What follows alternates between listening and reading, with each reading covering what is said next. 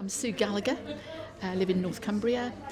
I got involved with lots of health and care projects and systems because my husband went through quite a journey with Parkinson's and vascular dementia, and I was his carer for 7 years.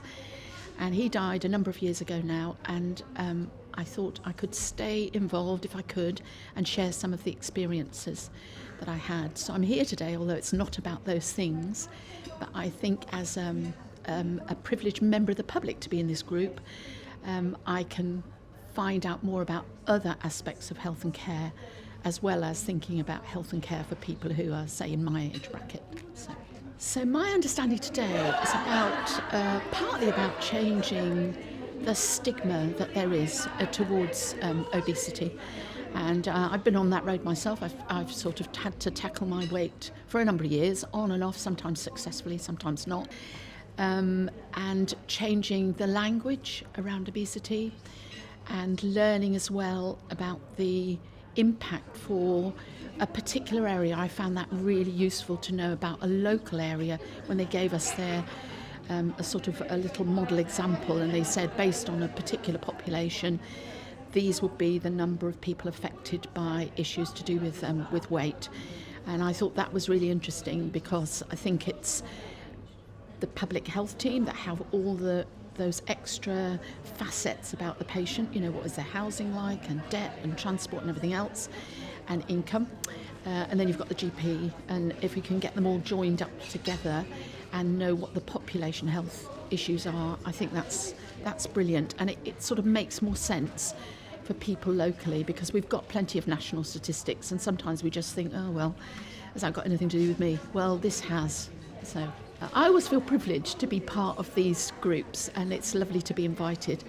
And I always end up having to rethink my thinking and have a look at my thinking, because somebody will say something, I come out and spout something with full passion, and somebody will say, so have you thought about, and I think, no, I haven't.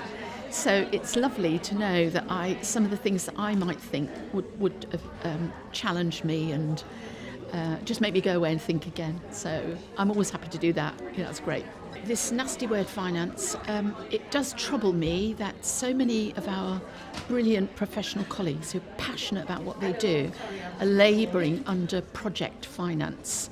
So they get a project for a year and they've got to spend some of the year thinking what we're going to do next year, and I think that's just not a great use of their time at all. I think we want to use their time for what they're really good at, and perhaps finance isn't one of them. So I would like to see no project with less than at least 2 years funding, probably longer. And the other thing I think we could get from today is an understanding of how movement, this is a workshop I took part in, and I'd like to think that was across everybody, about how movement in early years and as soon as a baby is born is really important for developing gross motor skills, which impacts, the person who presented to us, and I was a teacher, and I thought, God, I hadn't realised that the development of gross motor skills has such an impact. So yeah, I think if we can get that, but also that everybody feels enabled. They keep saying we're going to go away with a plan, we're going to go away with ideas, and I think that will happen, as we're only halfway through the day. And so good luck to them.